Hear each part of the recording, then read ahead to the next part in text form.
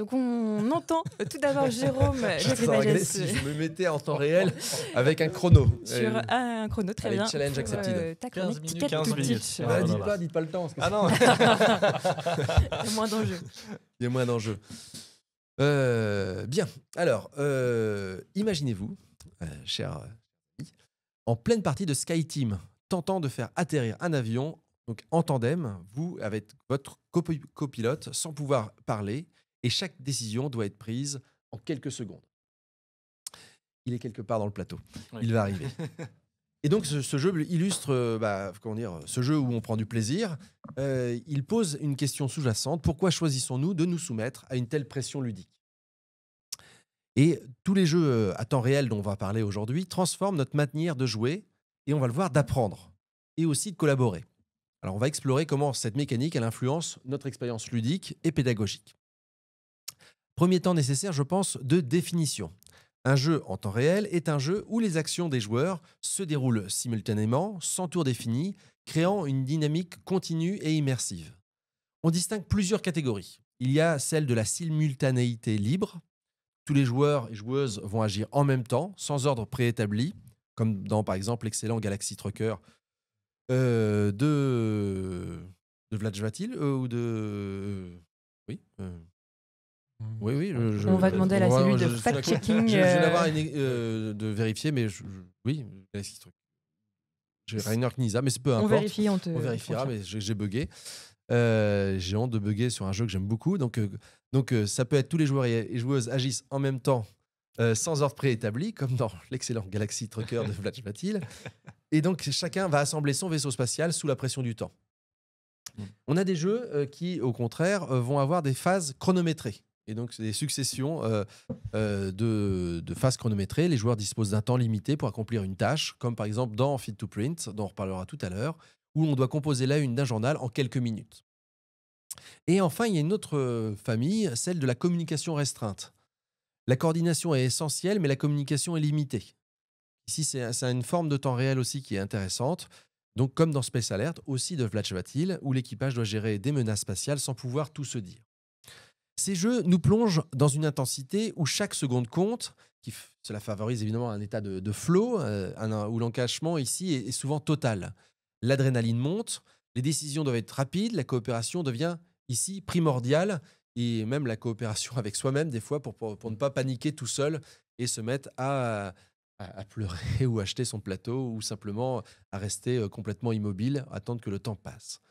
Dans Captain Sonar, un excellent jeu, où on joue 2 équipes de 4 s'affrontent en temps réel. Ici, il y a besoin d'avoir une synchronisation parfaite pour localiser et couler ensuite le sous-marin adverse. Une seule faiblesse dans son équipe, un seul problème de synchronisation et finalement tout le groupe vacille et subit les attaques incessantes et impitoyables de ses adversaires. Et là, je parle de quelques exemples de parties et... non mais voilà, les gens se reconnaîtront. Un avantage notable des jeux en temps réel est la réduction du temps d'attente pour les autres joueurs entre 2 tours. Dans de nombreux jeux, au tour par tour, les joueurs peuvent se désengager lorsqu'ils attendent passivement que les autres terminent leurs actions. Le temps réel maintient tous les participants actifs et engagés. Ça minimise de fait ces périodes d'inactivité. Cependant, cette simultanéité présente aussi des défis. Pris dans l'urgence de leurs propres actions, les joueurs peuvent négliger d'observer les stratégies et mouvements des autres. Ils peuvent, on pourra y revenir, éventuellement commettre des erreurs qui ne seraient pas non plus identifiées par les autres, des erreurs de règles. Et cette focalisation interne peut limiter aussi la perception globale du jeu et réduire les opportunités d'adaptation stratégique en réponse aux actions adverses. Et donc ça, typiquement, Time of Empires, qui est par ailleurs un jeu que j'ai plutôt apprécié, il peut avoir cet ensemble d'écueils. Intégrer ces jeux en formation permet de développer des compétences clés néanmoins. Et prenons quelques exemples. Oui, je me semble bien que je voulais citer un article, mais je l'ai bien après. Par exemple, la réactivité et la prise de décision rapide. Naturellement, ça, on l'a avec des jeux qui sont avec un temps réel qui s'étire sur la durée totale de l'expérience. Les jeux comme Unlock, comme Exit. Je savais qu'il y avait un Exit qui a été humilié ici. Ici, c'est des énigmes à résoudre et on a un temps limité global. Donc, ce n'est pas un sablier. Ici, on va avoir 50 minutes, 45 minutes pour faire les actions. Et ça améliore la gestion du stress et aussi la pensée critique. On va voir qu'il y a des études qui le démontrent. Réactivité et prise de décision rapide, coordination et communication. Ici, il y a l'excellent Cosmopolite qui va mettre les joueurs dans la peau d'un personnel d'un restaurant devant servir des plats du monde entier. Et ça nécessite une écoute active, une transmission efficace des informations. Et quelque part, ça en fait, merci, ça en fait aussi des jeux sous pression où quelque part, on peut avoir vraiment des bénéfices. Et puis surtout, le temps réel nous oblige à gérer les priorités et à savoir où aller. Et donc là, j'ai dessous l'excellent aussi, un petit jeu de lettres. Si vous voulez vous réveiller et que vous trouvez que des fois c'est un peu trop long, le Scrabble, ça c'est dommage parce que le Scrabble c'est un jeu passionnant et même quand l'autre joue, on peut s'amuser à réfléchir. Mais dans un jeu à 3 ou 4, ça peut être long. Mixmo, c'est un jeu où justement on rush, il n'y a pas de temps et voilà, on va aller placer ses lettres. Et donc là, il faut vraiment agir rapidement et hiérarchiser ses actions parce que c'est ce qui va déterminer à la fin le nombre de points. Selon une étude publiée dans Procedure Computer Science, les jeux en temps réel sollicitent non seulement la mémoire de travail, mais aussi la flexibilité cognitive et la gestion des interférences. En d'autres termes, jouer vite exige aussi de penser bien et différemment. De plus, ces jeux favorisent une régulation émotionnelle spécifique, nous rappelle l'article. Les joueurs et joueuses apprennent à contenir leur frustration, à gérer la pression sociale du groupe et à ajuster leur comportement face à l'échec. Autant de compétences transversales clés, évidemment, dans tout processus pédagogique. Au-delà de l'aspect ludique, pour entrer vraiment dans les considérations un peu plus élevées, philosophiques, j'aime bien voir le temps et la façon dont il est perçu aussi au regard de ce que les grands auteurs classiques ont pu penser sur la question. Et là, quand on parle de temps, de philosophie du temps, il y a 3 grandes perspectives qui se dégagent. On a la perception du temps linéaire, perçue comme une succession continue d'événements du passé vers le futur. Cette vision est dominante d'ailleurs dans nos cultures occidentales et sous-entend d'ailleurs une certaine idée de progrès. René Descartes, dans ses principes de la philosophie, envisage le temps comme une mesure du mouvement, reflétant une conception donc linéaire où chaque instant succède au précédent et anticipe le suivant. Beaucoup de jeux sont pensés comme ça, avec cette perception du temps linéaire où on progresse, on a des pistes de score et on avance et on ne peut pas spécialement revenir en arrière. Et quand on conçoit un jeu, on est souvent dans cette logique cartésienne. On a des perceptions un peu plus rares en termes de jeu, mais dans la philosophie, c'est ce qu'on appelle le temps cyclique. Le premier, on parle des fois d'un temps éternel. Voilà.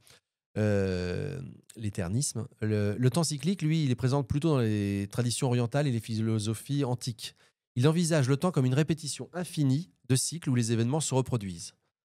Zénon de Kition, fondateur du stoïcisme, a développé cette conception d'affirmant que le monde n'arrête pas de se régénérer à l'infini, à l'identique. Et donc, on a des jeux qui sont pensés comme ça, où en fait, c'est ce qu'on appelle les score and reset, là, les jeux où en fait, on joue, puis ensuite, on efface tout le passé et on revient et on fait quasiment le même jeu, si ce n'est que c'est un nouveau tour. On peut avoir ce type de jeu. Et nous, on se situe plutôt dans la dernière option, ce qu'on appelle le présentisme. Cette approche met l'accent sur l'importance du moment présent, considérant que seul l'instant présent est réel.